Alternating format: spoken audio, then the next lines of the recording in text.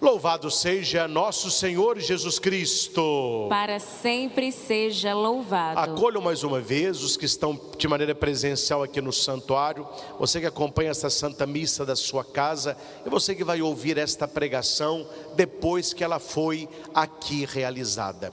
Meus irmãos, vale a pena dizer o óbvio, certamente todos vocês já sabem, mas vale a pena lembrar.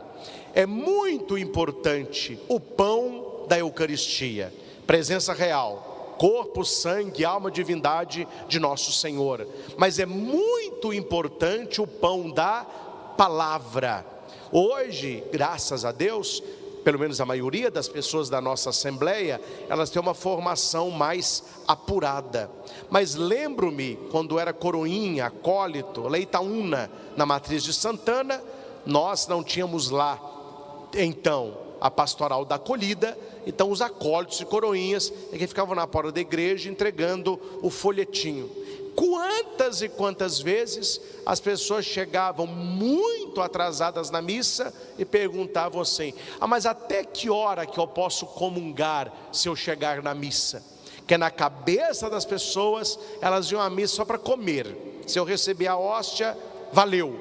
Elas não davam importância à palavra, as leituras, a própria pregação do sacerdote. Hoje nós sabemos que Deus nos alimenta por essas duas vias: o pão da palavra e o pão da Eucaristia.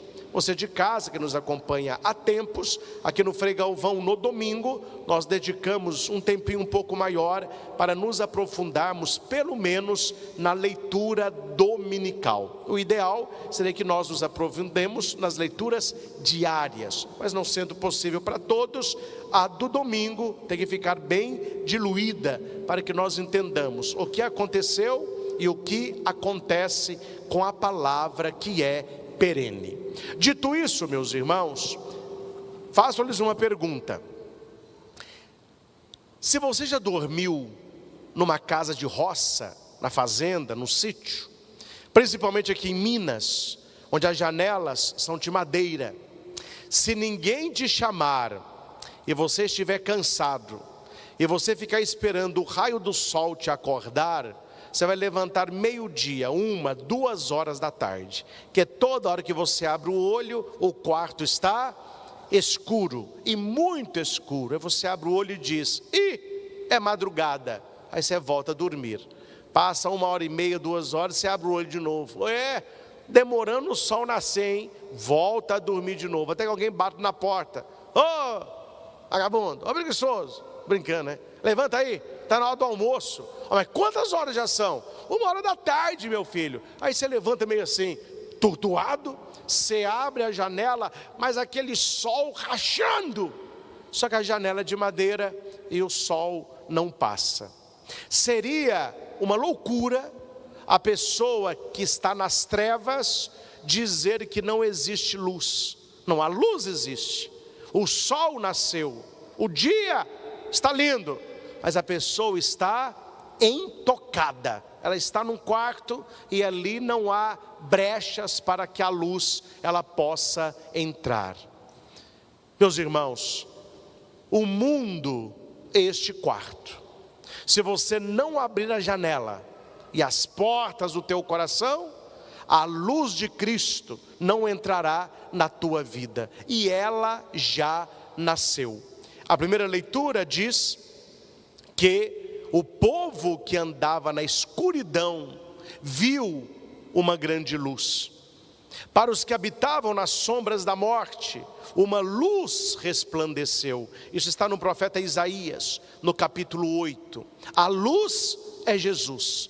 Mas se você está nesse quarto escuro, com a porta trancada, com a janela fechada, principalmente em zona rural, janelas de madeira, se você não abrir a janela, o sol não te iluminará. E aqui, meus irmãos, não vale desculpa e nem procurar culpado, alegando que você não sabia que o sol já tinha nascido. Isaías solta aqui a profecia que vai se realizar no Natal de nosso Senhor, que nós celebramos há pouco, aquela criancinha na gruta de Belém, é a luz de Deus. O povo que andava nas trevas viu essa grande luz. Para os que habitavam nas sombras da morte, uma luz resplandeceu. Ou seja, não há problema algum de lá para cá. Se há algum problema, é de cá para lá. Então muitas vezes as pessoas reclamam que a vida está difícil, que elas não têm alegria, que a vida não tem sabor, que é um problema atrás do outro, uma tristeza atrás da outra. A pergunta é: será que você já conseguiu abrir a janela? Será que essa luz de Cristo, ela já refletiu na tua vida? Porque Isaías vai dizer também: fizestes crescer a alegria e aumentaste a felicidade. Fizestes crescer a alegria e aumentar a felicidade. Quem que faz isso? O próprio Deus. O nosso problema é que nós procuramos alegria e felicidade nas coisas perecíveis, e colocamos ali a nossa vida, colocamos ali a nossa esperança. Eu esperava demais em fulano de tal, e ele me decepcionou. Eu comprei uma coisa caríssima, já estragou. Eu comprei um carro importado, já bateram nele, está amassado. E a nossa vida é assim. E as pessoas vão ficando tristes, infelizes, abatidas, sombrias, porque elas colocam a felicidade e a alegria em coisas que passam. Isaías está dizendo com clareza: é Deus quem faz crescer a nossa alegria, é em Deus que vai aumentando a nossa felicidade. Eu tenho comparado muitas vidas, estou falando mal, nem vou falar o nome da marca aqui, né? Mas é um chocolate que a gente gosta muito, que tem aquelas barras grandes, né? É sinônimo de menino. Se você não falar menino, tem essa outra palavrinha. A barra, meu filho, continua do mesmo tamanho, mas aqui para nós, não é? Quem é da década de 80 e 90, você lembra o tapletaço que era. Era uma coisa, não. O preço ficou o mesmo, mas o chocolate, quanta diferença, está quase uma folha de papel. Vão diminuindo e tira daqui, tira de lá e diminui, e a coisa ficando tão fina, tão sem graça, que nem o sabor na boca fica. E eu já visitei a fábrica e perguntei lá para o funcionário: por que dá essa merreca? E qual que é a desculpa do cara para mim?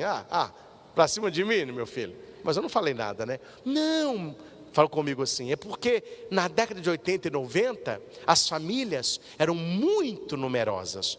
Então era uma barra para a família toda. Então tinha que ser. Hoje em dia, a família é pouca gente, tem um filho só, quando é dois, então esse aqui é suficiente. Falei: tá bom, eu vou acreditar na desculpa, né? Meus irmãos, cuidado, porque a nossa vida espiritual, ela pode estar parecendo com essa barra de chocolate.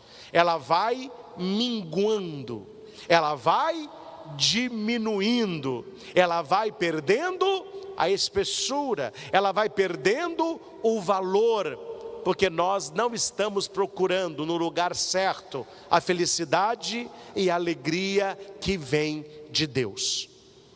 Padre, de maneira concreta, como que faz isso? Você vai começar a namorar, coloque o seu namoro em oração e pede para Deus abençoar aquele rapaz, abençoar aquela moça, para que tudo concorra para o seu bem e santificação. As pessoas não rezam, as pessoas não perguntam se é para ser, as pessoas não colocam o relacionamento em Deus. Eu vou namorar porque eu quero namorar, vai ser assim e vai ser com essa. Passa pouco tempo, o sofrimento está batendo a porta. Eu fui traído. A pessoa me abandonou. Terminou comigo por mensagem ou WhatsApp. Nem me olha. Eu entro num lugar, se a pessoa está, ela sai. Será que lá no início você colocou a felicidade e a alegria que seria fruto deste namoro em Deus? Ou você colocou a felicidade e a alegria nesta pessoa que é perecível? Eu vou ser feliz e alegre quando eu trabalhar naquela empresa e receber tal salário. E a pessoa percorre isso. Ela pode até estar na empresa, ela pode até receber aquele salário, mas é um saco roto, é um saco furado, é um coração que não sustenta. Passa pouco tempo, ela se vê deprimida, problemas no trabalho, competição empresarial, um passando a perna no outro, você acaba pedindo para sair, e lá na frente você vai dizer: meu Deus, se eu soubesse que tinha sido assim, nem na porta eu passava. E era o seu sonho maior. Por que essas coisas acontecem? Você queria trabalhar, você fez tudo para trabalhar, você queria aquele salário, mas você não colocou em oração. Senhor, Tu és o fundamento da minha alegria, da minha felicidade. Eu tenho o sonho de trabalhar neste local. Se é para mim, abra as portas. Se não é para mim, me indica qual é o meu caminho. Onde o Senhor quer que eu esteja? A gente não reza no início, mas reza no final, quando o leite já derramou.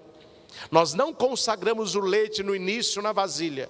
Nós rezamos quando o leite já derramou.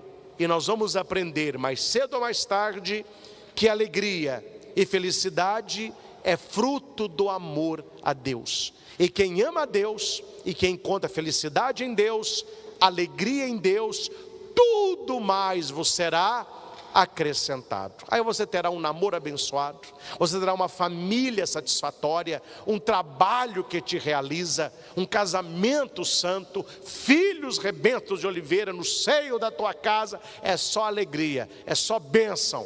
Mas se você colocar Deus como seu fundamento, Isaías vai dizer ainda mais: todos se alegram na presença de Deus, todos se regozijam na presença de Deus. Ele faz duas comparações. Na presença de Deus nós temos alegria como ceifeiros da colheita, e nós ficamos exaltados como os guerreiros que dividem os despojos. Está aí na primeira leitura. O que significa ceifeiros na colheita? Eles foram com o balaio vazio e voltaram com o balaio cheio. Eles foram colher uvas e tinha muita. Foram colher trigo e tinha muito. Foram pegar figo e tinha muito. Ceifeiros alegres no dia da colheita. Qual que é a nossa tristeza? Quando você faz tudo o que pode fazer, você vai com o cesto para a colheita e volta com o cesto vazio. Essa é a tristeza de muitos corações, que confiou na mulher, confiou no amigo, confiou no parceiro de negócio, confiou no bitcoins, confiou em tudo, mas não confiou em Deus. Aí vai com o balaio vazio e volta com o balaio vazio. Você não tem alegria dos ceifeiros na colheita. E o segundo exemplo são os guerreiros. Os guerreiros que dividem os despojos. O que seria um despojo? No plural, despojos. É aquilo que os guerreiros pegavam depois de vencer o outro exército. Se era numa cidade, tudo que a cidade tinha de valor, eles pegavam. Se era um exército, pegavam as melhores armas, espadas melhores, escudos, etc. E não há vitória sem batalha. Aqui, meus irmãos, a pergunta é uma. Agora é você no espelho da verdade. Não interessa para o padre, não interessa para quem está do seu lado. Interessa você. A sua vida, o seu casamento, a sua família, o seu trabalho, o seu estudo, as suas amizades têm trazido para você alegria e felicidade? A sua vida, ela está crescendo na alegria e a felicidade está aumentando a cada dia? Você pode dizer, olha, em 2026, começamos agora, porque estamos no primeiro mês ainda, em 2026, e essa palavra se cumpre na minha vida. Eu estou alegre como um ceifeiro na colheita. Estou exaltado como guerreiro que divide os despojos. Ou você é da turma, Minha cesta está vazia. E na verdade o despojo que levou foi o outro, eu é que perdi, o outro é que ganhou. É preciso, meus irmãos, abrir o coração. É preciso escancarar a janela. É preciso deixar que a luz de Cristo ilumine a nossa vida para que tenhamos alegria, felicidade, fartura e vitória. 4 presentes de Deus: alegria, felicidade, fartura e vitória. A pergunta é: a sua vida hoje tem felicidade, alegria, fartura e vitória? Sim! Glória a Deus. Não, a janela está fechada, né? Aí Jesus vai dizer no Evangelho qual é o problema. Por que você não tem uma vida de alegria, felicidade, fartura e vitória? Porque falta abrir a porta da conversão. Falta a mudança de vida. Falta abandonar o que deve ser abandonado. Falta limpar o interior. Falta deixar a luz de Deus entrar. Tem um canto muito bonito na igreja, que o refrão é assim: deixa a luz do céu entrar. Conhece, né? Deixa a luz do céu entrar. Abre as portas, abre bem as portas do teu coração e deixa a luz do céu entrar, porque a luz já está aí. Mas se você entrar num quarto, fechar a janela, a luz não pode entrar. Então o problema não é com a luz, meu filho, o problema é com você. Ah, padre, por que eu não tenho uma vida feliz, alegre, com fartura e com vitória? Aí uns vão dizer: é porque Deus não me abençoa, é porque Deus abençoa o outro. Não, meu filho, a questão não é Deus, a questão é você. Por que Deus abençoa um e não abençoa o outro? Sendo que Jesus disse: meu Pai, Ele faz cair a chuva sobre justos e injustos. O sol Ele brilha sobre santos e pecadores. A graça de Deus é para todo mundo. Mas o seu coração frutificará de acordo com a tua vida. Que as pessoas hoje adoram encontrar desculpa e culpado. E a palavra vai dizer que a chuva é a mesma. Pensem, compadre, aqui, só para você exercitar a mente. Está chovendo numa plantação, num pomar. Preste atenção no exemplo. Nós temos lá um pezinho de limão, temos lá um pé de manga, temos uns pés de moranguinhos. Vamos ficar com esses 3 aí. A chuva está caindo. A chuva que cai na manga, desse tamanho, doce, amarela, suculenta. A chuva que cai no morango, que não é amarelo, vermelho, grande, suculento. A chuva que cai no limão, vamos apertar a situação, limão capeta, será que você me entende? Põe um capeta nisso aí, um limão capeta, grande, mas azedo. A chuva, meus irmãos, que gerou a manga doce, é outra, porque outra água caiu no limão azedo, sim ou não? Não, a chuva é a mesma, mas cada árvore dá fruto de acordo com a sua espécie. Tem gente que dá fruto de descrição, discrição, educação, perdão. Outras pessoas estão fruto de fofoca, de maldade, de cinismo.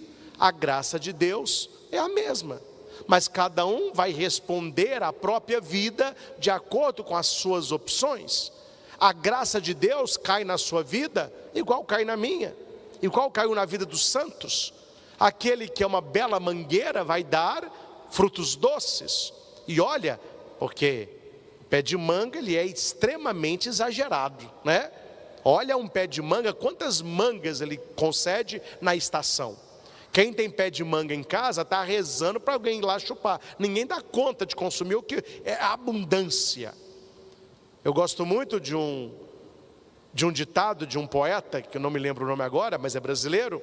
que ele vai dizer que toda fruta é um sorriso e que a melancia é uma gargalhada, né? Quer dizer, é abundância, é grande. Aí está lá o limão, capeta, que tem gente que é um limão, se não é um limão capeta, é usado pelo capeta, né? Para tirar o sossego dos outros. Aí a pessoa dá um limão e ela começa a culpar a vida, começa a culpar as pessoas, começa a culpar o solo, começa a culpar a chuva. Ah, mas eu sou assim, é por causa são os vítimas da sua família, os vítimas da sociedade, os vítimas dentro da igreja, todo mundo vítima, ninguém está produzindo nada. A culpa é da luz, é da chuva?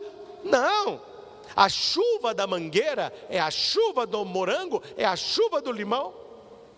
É por isso que a leitura vai dizer: se as pessoas têm alegria, felicidade, fartura e vitória, e você não tem, você tem que parar de olhar para o outro e ver qual é o problema na sua vida. Por que as pessoas são abençoadas e eu não sou? Por que as pessoas são felizes e eu não sou? Por que as pessoas têm fartura e eu não tenho? Por que as pessoas têm vitória e eu só tenho derrota? Nós ficamos buscando a resposta fora. E Jesus no Evangelho vai dizer: convertei-vos, porque o reino dos céus está próximo de vós. Aqui é o segredo: sem conversão não há libertação. Vamos repetir isso? Sem conversão não há libertação. Vocês já sabem, né, com certeza a maioria já sabe, que eu terminei no ano passado o meu curso de exorcista da igreja. E lá, entre tudo que nós aprendemos em aulas exaustivas, difícil, os professores disseram: a pessoa ela quer libertação, mas ela precisa de conversão. Que as pessoas vão chegar perto de você falando: ah, eu tenho um mal na minha vida, ah, tem um demônio na minha vida, tem um capeta lá dentro de casa. Eu vim aqui, eu fiquei sabendo que você é padre exorcista, coloca a mão na minha cabeça e me livra disso. É assim que as pessoas querem, porque elas não querem conversão, elas querem se livrar do mal e continuar na vida de pecado de sempre. Primeira coisa que você leva uma pessoa que nos procura com qualquer mal na vida. Primeira coisa, as pessoas não entendem isso, mas é assim que a igreja forma os padres exorcistas. Não faça oração alguma de libertação para a pessoa. Você vai escutá-la, você vai acolhê-la, você vai abençoá-la, e só, nada mais do que isso. E você vai passar para ela uma receita. Assim como você vai no médico e você quer uma cura física e o médico te passa uma receita, o padre vai passar uma receita para a pessoa. E qual é a receita? Posso falar em público, não há segredo algum. Eu vou colocar a pessoa no estado de graça. Ela precisa entrar neste movimento que se chama conversão. Então eu vou dizer: ah, minha filha, você veio me procurar, você está tendo ataque satânico, está tendo crise, está quebrando tudo, então vamos primeiro equilibrar o seu espiritual. Quanto tempo tem que você não se confessa? Quanto tempo tem que você não comunga em estado de graça? Quanto tempo tem que a sua família não reza o terço todo dia? Quanto tempo tem que você não lê o evangelho do dia, todo dia? Então eu vou te passar aqui a receita, está aqui a receita. Eu não posso te confessar, que como eu vou te atender na libertação, eu não posso ser o seu confessor. Então procure um padre, faça uma revisão de vida profunda, procure uma conversão sincera e confesse principalmente os pecados mortais, os pecados que a gente diz cabeludo, aqueles pecados que você cometeu vida fora e não se confessa há anos, e não se confessa e está que comunga, não se confessa e está e comunhão em cima, pecado mortal e comunhão em cima. E as pessoas não entendem que a sagrada comunhão para pecado mortal é trampolim para a condenação. Quem não discerne o corpo e o sangue do Senhor, e quem está em pecado mortal, não se aproxime da comunhão. Primeira coisa que a pessoa tem que fazer, uma confissão da vida. E eu passo para ela aqui, aqui é o exame de consciência. Tudo isso aí é pecado. Marca os que você tem e se confessa. E ela vai procurar um padre, e vai fazer a confissão. E eu digo para ela, depois da sua confissão, vá à missa e comungue. Todo domingo, missa e comunhão. Vá à missa e comungue. Se você não puder comungar, porque tem pecado mortal, confesse, vá à missa e comungue. Primeiro, confissão. Segundo, Eucaristia. Terceiro, terço diário em família. Diga à sua família toda que você precisa deles para que você seja liberto deste mal que você está me dizendo que está na sua vida. Aqui eu não sei se tem ou não tem o mal, mas suponhamos que você está me dizendo uma realidade. Não se combate o mal longe de Nossa Senhora. É ela que pisa na cabeça da serpente. Deus diz, colocarei inimizade entre ti e os descendentes dela. O diabo tem ódio de Maria, então coloque Maria na tua vida. Chame a sua família para rezar o terço todo dia. Não demora mais que 25, 30 minutos. Não é possível que você que está aí falando que tem ataque, que tem um demônio na sua vida, um diabo na sua casa, você não tem meia hora para rezar um terço. Então reúna a sua família. E não é só você não, é a sua família inteira. Reze o terço. Quarto, leia o evangelho do dia, todo dia. Isso não demora 3 minutos. Tem aplicativo, pode ir na Bíblia, você pode ouvir padre lendo, irmã de caridade, isso aí não falta. Tenha contato com a palavra de Deus. E por último, antes de dormir, reze com tranquilidade o prólogo de São João, que é aquela introdução antes de começar o evangelho. No princípio era a palavra era Deus. Está a receita, está aqui minha filha, vai fazer isso aí. Daqui a 15 dias você volta. Vocês estão prestando atenção nisso? É agora, entre aspas, que o bicho pega. Isso não está pegando ela, né? Passa 15 dias, ela volta. Voltei. Tá bom. O senhor vai me dar a bênção hoje? Calma lá, Guandô. Você fez a confissão de vida? Fiz. Você está indo na missa todo domingo, está comungando? Faltei 2, uma eu fui. Você está rezando o terço todo dia? Não dá. Todo dia a gente não tem o costume, mas eu rezei. Desde que o senhor me deu essa instrução, por semana uns 2, 3 eu rezei. Está lendo o evangelho? Mais ou menos. Tem dia que dá, tem dia que não dá. E está rezando o prólogo antes de dormir? Rezei no início, depois eu me senti mais calma, não rezei mais não. Meus irmãos, os senhores sabem qual é a orientação que a igreja me dá para um caso desse? Os senhores sabem ou não sabem? Então, se os senhores não sabem, vocês vão ficar sabendo. Para quando acontecer, vocês já virem sabendo o que te espera. Olha, minha filha, está aqui um cartão amarelo para você. Não tem bênção, não tem orientação e eu não vou te atender. Eu vou te dar mais 15 dias para você colocar em prática o que eu te passei. E eu já vou te pedir, se você não fizer, não volte mais.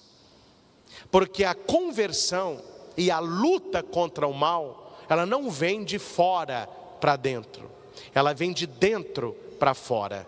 Quem é a principal interessada em ficar livre de uma tentação demoníaca, de uma presença do mal na sua vida, na sua casa? É a pessoa, ela é a primeira interessada. Agora, meus irmãos, você pede para a pessoa fazer uma confissão, a pessoa não faz. Pede para ela rezar um terço em família, não dá tempo. Pede para ir à missa comungar, eu faltei. Eu não estou lendo a Bíblia. Então, meu filho, você está gostando do capeta que você tem. Então fique com ele e me deixe em paz. As pessoas querem que a igreja tire o mal, mas elas não querem o quê? A conversão. É por isso que no curso de exorcista, os padres falaram exaustivamente para os padres que fizeram o curso. Foi lá no Rio de Janeiro. Ano que vem tem o último módulo em Roma, mas é só para concluir, porque Roma tem que dar a chancela, né? Foi lá no Sumaré. Até o cardeal do Rio de Janeiro esteve conosco lá. Os professores falavam exaustivamente: senhores padres, sem conversão não há libertação. Sem conversão não há libertação. Primeira coisa que a pessoa precisa para mudar a sua vida, para receber a bênção, para ser livre do mal: conversão. Depois da conversão, a libertação.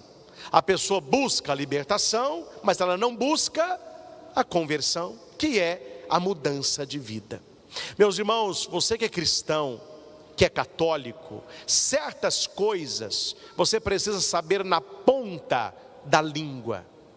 Eu jamais, seria uma incongruência muito grande, eu jamais vou cobrar dos senhores que vocês tenham um conhecimento bíblico e teológico de um padre, alguém que estudou anos para estar à frente de uma paróquia.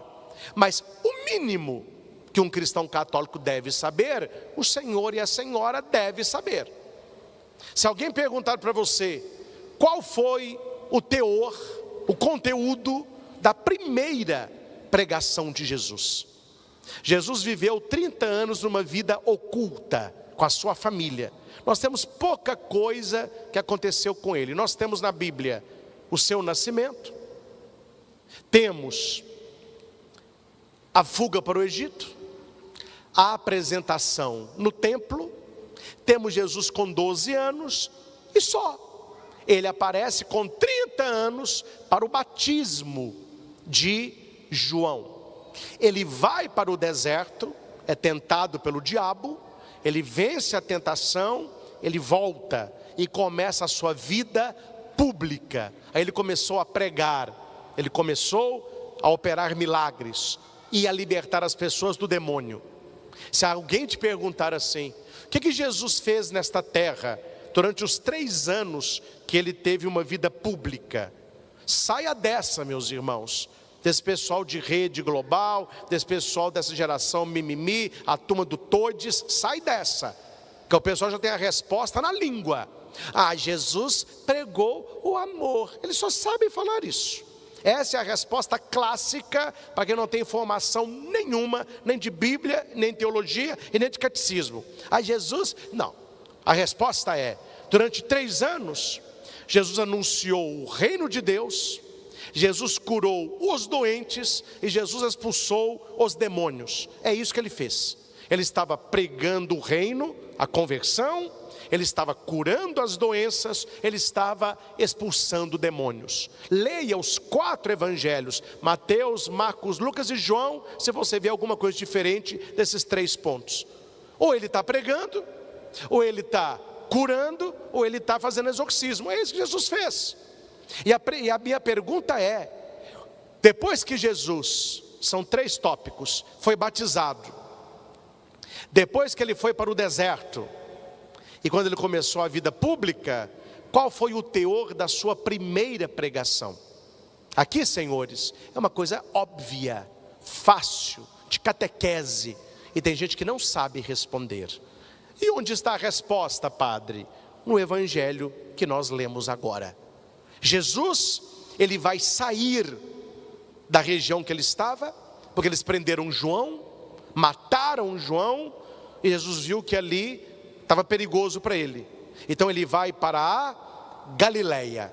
Ele sai da região da Judeia, que é o sul, ele vai para o norte, Galileia. Você fala: Jesus Galileu, música do Padre Zezinho, um jovem Galileu. E por que Jesus vai para a Galileia, onde diz aqui, território de Zabulon, de Neftali? Porque ali os gentios se misturam com os judeus. É uma terra de ninguém, é um lugar onde as pessoas não dão grande valor. Você já conversou com alguém que nasceu num lugar muito pequeno, numa rocinha, mas a pessoa fala que nasceu numa cidade grande? Eu conheço uns 3 por aí. Nasceu num lugar onde o Judas perdeu a meia, porque a bota perdeu antes. Longe. Onde você nasceu? Eu nasci em Uberlândia. Aí eu nasci em BH, é cidade grande. Mas quando você vai ver onde que ele nasceu, meu filho, é num lugar que ninguém sabe. Então ele pega um lugar maior. Só para você entender, na época de Jesus, você queria ser alguém. Onde que você nasceu? Na Judeia. Ninguém queria Galileia. E Jesus, ele larga a Judeia e ele vai para a Galileia. Lá ele começa o seu ministério. É por isso que Mateus, inteligente, ele conhecia o livro de Isaías, então ele vai dizer, Jesus foi para aquela região, não foi à toa. Ele poderia ter começado a sua pregação em Jerusalém, mas por que ele vai para a Galileia? Porque Isaías já tinha dito, o povo que vivia nas trevas viu uma luz, para os que viviam na região da morte, uma luz brilhou. Ele foi para a terra de Zabulon, de Naftali, ou seja, Jesus é essa luz que Isaías profetiza no seu livro. Então quando a gente fala abrir o coração à luz, não é uma luz como energia, não é a luz do sol, não é a luz do seu celular, é a luz que é Jesus Cristo. Quando você abre o coração para Jesus Cristo, Ele ilumina toda a sua vida, e você tem alegria, felicidade, fartura e vitória. Não sei se você quer, eu quero uma vida feliz, eu quero uma vida alegre, eu quero uma vida com fartura, principalmente espiritual, de amizades verdadeiras, de família, de saúde. E eu quero muitas vitórias da minha vida, alegria, felicidade, fartura e vitória. É por isso que no primeiro discurso daquela luz que brilhou, Jesus vai dizer, primeira palavra de Jesus publicamente, convertei-vos, porque o reino dos céus está próximo de vós. Agora os senhores sabem, se alguém perguntar para você, qual foi a primeira pregação que Jesus fez, quando ele começou o seu ministério público? Conversão, porque ele é o reino de Deus, ele está ali, então o reino de Deus está próximo. Se você conversa com quem não sabe Bíblia, e não é nem católico muito fervoroso, as pessoas já têm na ponta da língua, Jesus começou a pregar o amor, é love. É a turma dos ursinhos carinhosos. Lembra dos ursinhos carinhosos? Sai com esse negócio do né? Eles acham que Jesus é a turma dos ursinhos carinhosos. Mas meu filho, a primeira pregação de Jesus foi exigente. Ele não falou de amor, ele não falou de aceitação, ele não falou de abraço, ele não falou de carinho, não falou de nada disso. Primeira pregação de Jesus, convertei-vos, porque o reino dos céus está próximo. E aqui é uma pergunta para quem lê Bíblia. Qual foi a última pessoa antes de Cristo que pregou a conversão? Exatamente, João Batista. Ele ficava no Rio Jordão batizando, ele dizendo, convertei-vos, porque o reino dos céus está próximo. O machado já está na raiz, e aquele que não se converter será cortado. Aí vem Jesus com o mesmo discurso, convertei-vos. Meus irmãos, se não fosse importante, Jesus teria começado a sua vida pública com outro discurso. Jesus poderia começar a sua vida pública, amai-vos uns aos outros, ou aquele que ama haverá de perdoar, perdão, ou não, ele tinha inúmeros temas. Ele começa com o tema da conversão. A pergunta é, meus irmãos, nós estamos neste movimento da conversão? Nós que viemos à missa, que recebemos a Eucaristia, que recebemos a bênção, que lemos a palavra, que rezamos o Santo Terço, que olhamos para os santos da igreja, nós estamos procurando uma conversão diária. Eu já disse aqui outras vezes, vou apenas tocar no tópico, que para o mundo protestante ou evangélico, a conversão ela se dá num espaço de tempo restrito, onde as pessoas dizem, eu me converti. Para o cristão católico não se diz assim. Nós dizemos, eu estou em processo de conversão. Eu não me converti, eu estou me convertendo a cada dia. Tanto é que você não se confessa uma vez só. Você vai no padre e se confessa. Passa pouco tempo, está você lá de novo. Por quê? Porque você caiu, porque você pecou, porque eu pequei, eu errei, e eu procuro meu confessor. Isso é um movimento de conversão, largando o pecado e aderindo a Deus.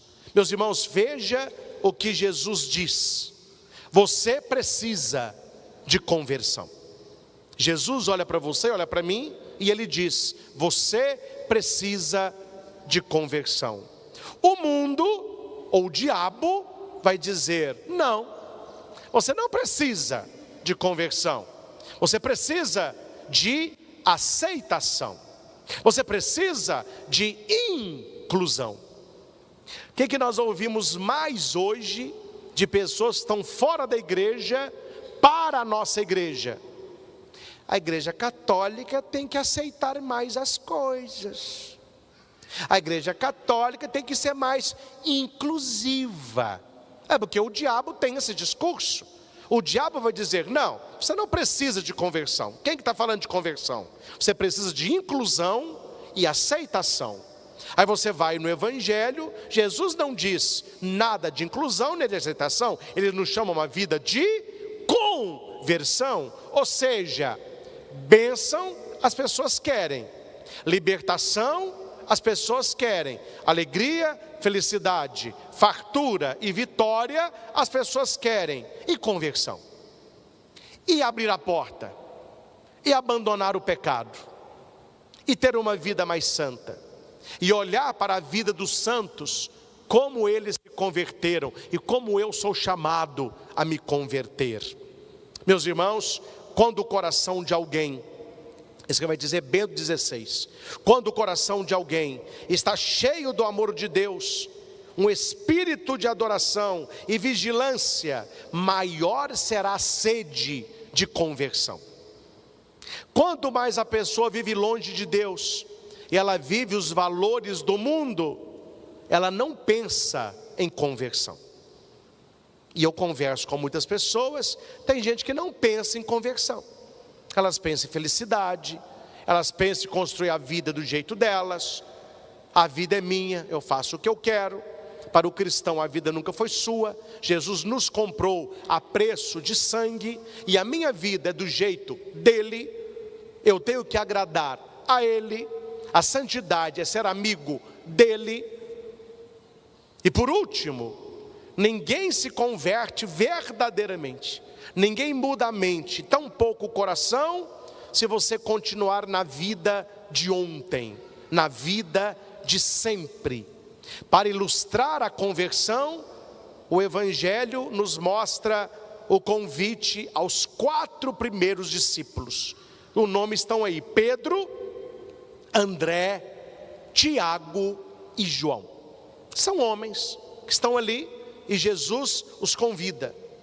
Mas não deixe passar despercebido o mais importante da resposta. Estão prestando atenção? Não deixe passar despercebido o mais importante da resposta. Estou no versículo 18. Jesus andava à beira do mar da Galileia e viu 2 irmãos, Pedro e André. Estavam lançando as redes no mar, porque eram pescadores. Jesus disse a eles: segui-me. Vou saltar aqui. Tiago e João estavam na barca do seu pai Zebedeu, consertando as redes. Jesus o chamou. Aqui é o chamado. Atenção, o chamado ao seguimento e o chamado à conversão. Agora, meus irmãos, preste atenção. O que eles fizeram que nós temos muita dificuldade de fazer? Está no texto, escancarado, mas tem gente que não vê. É o verbo deixar. Há pessoas que querem seguir Jesus, mas não querem deixar o pecado. Querem seguir Jesus, mas não querem abandonar aquela situação que é pecado. E aqui diz: Pedro e André imediatamente deixaram as redes e seguiram Jesus. Tiago e João imediatamente deixaram a barca do seu pai e seguiram Jesus. Sabe o que significa a palavra deixar? É a palavra renunciar. Grandes renúncias demonstram grande amor. Para seguir Jesus de verdade, somente Jesus e a pessoa conhece o peso e o tamanho das suas renúncias.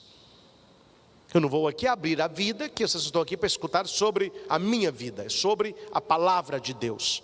Mas certamente vocês já têm noção do peso e do tamanho das minhas renúncias para ser quem sou e para fazer o que faço. Grandes renúncias. Para seguir Jesus tem que deixar alguma coisa, tem que renunciar a alguma coisa. As pessoas não renunciam a nada, as pessoas não deixam nada. A coisa mais complicada hoje é você orientar um penitente na fila de confissão. Ele quer absolvição, mas ele não quer mudar de vida. Ele quer que você abençoe até pecado. É o fim da picada, né, gente? É o fim da picada. Pessoas procurando o padre para abençoar pecado, não querem conversão. E é preciso deixar, é preciso renunciar, é preciso abrir mão. E eu quero finalizar esta nossa reflexão dando para você um conselho que eu faço e funciona.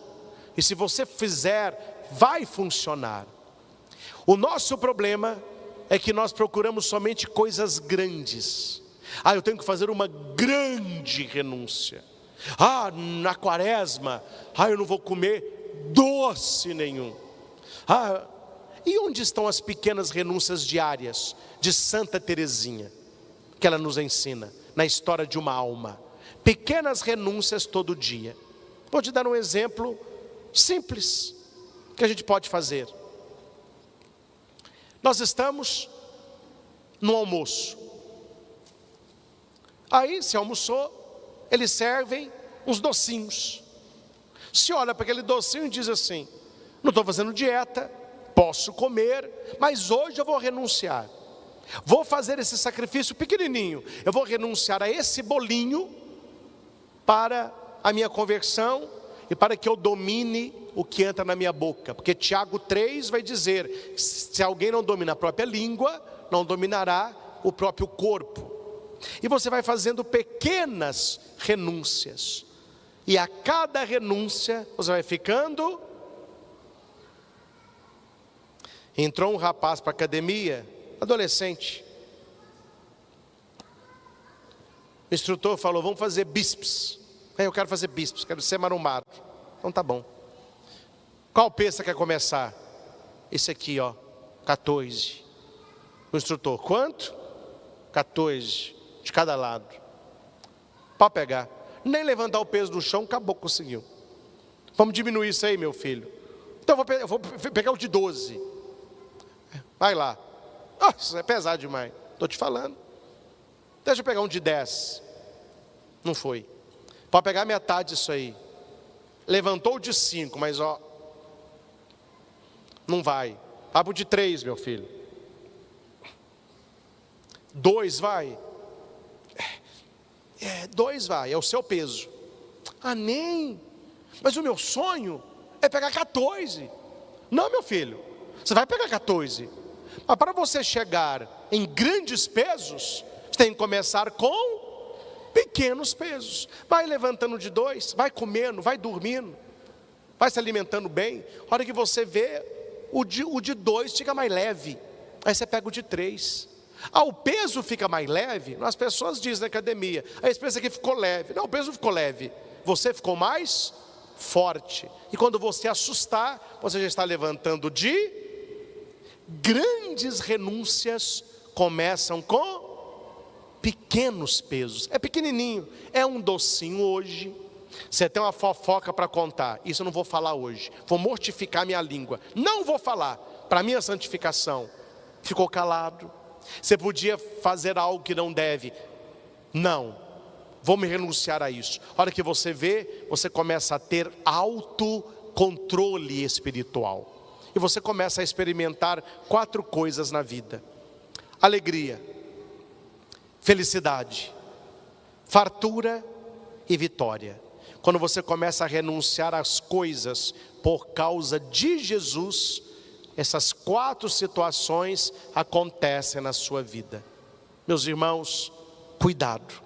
Não adianta mentir, nem para Deus e nem para você mesmo. Lá dentro de nós, dependendo da vida que você leva, lá dentro, lá no fundo, se você prestar atenção, a sua vida diz para você assim: não é isso, tem algo errado aí.